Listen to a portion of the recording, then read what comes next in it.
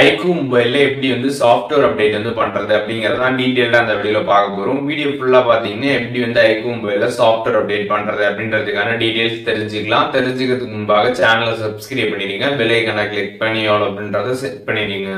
வீடியோக்குள்ள போகலாம். ஐக்கூ மொபைல்ல எப்படி சிஸ்டம் அப்டேட் பண்றது அப்படிங்கறத பார்க்க போறோம். ஜஸ்ட் உங்களோட ஐக்கூ மொபைல்ல இருக்கக்கூடிய செட்டிங்ஸ் ஆப் ஓபன் பண்ணிடுங்க. ஓபன் பண்ணிட்டு கீழே ஸ்க்ரால் பண்ணீங்க அப்படின்னா உங்களுக்கு சிஸ்டம் அப்டேட் அப்படின்ற ஒரு ஆப்ஷன் பார்த்தீங்கன்னா ஷோ ஆகும்.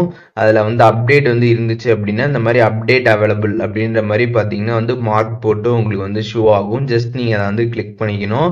ஒன்ஸ் அதை கிளிக் பண்ணதுமே இந்த சிஸ்டம் அப்டேட்கான பேஜ் ஓப்பன் ஆகிடும். இதில் கீழே பார்த்தீங்கன்னா டவுன்லோட் இன்ஸ்டால் அப்படின்ற ஒரு ஆப்ஷன் பார்த்தீங்கன்னா கொடுத்துருப்பாங்க. அதை கிளிக் பண்ணிடுங்க.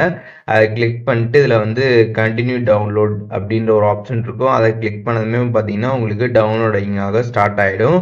ஒன்ஸ் இது கம்ப்ளீட்டாக டவுன்லோட் ஆனதுக்கப்புறம் பார்த்தீங்கன்னா உங்களுக்கு இன்ஸ்டாலிங் ஆகும். இன்ஸ்டால் கம்ப்ளீட்டாக ஆனதுக்கப்புறம் பார்த்தீங்கன்னா இதில் ரீஸ்டார்ட் நவ் அப்படின்ற ஒரு ஆப்ஷன் பார்த்தீங்கன்னா வரும். அதில் செகண்ட்ஸ் ஓடிட்டு இருக்கும்.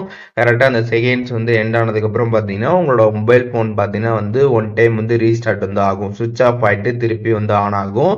அதுக்கப்புறம் பார்த்தீங்கன்னா ஓப்பன் ஆனதுமே உங்களுக்கு அப்டேட் சக்ஸஸ்ஃபுல்லி அப்படின்ற மாதிரி வந்துடும். ஸோ இப்போ எப்படி ஐக்கூ மொபைலில் நம்ம சிஸ்டம் அப்டேட் பண்ணுறது அப்படின்றதுக்கான ப்ராசஸ் பற்றி இப்போ தெரிஞ்சிருப்பீங்க.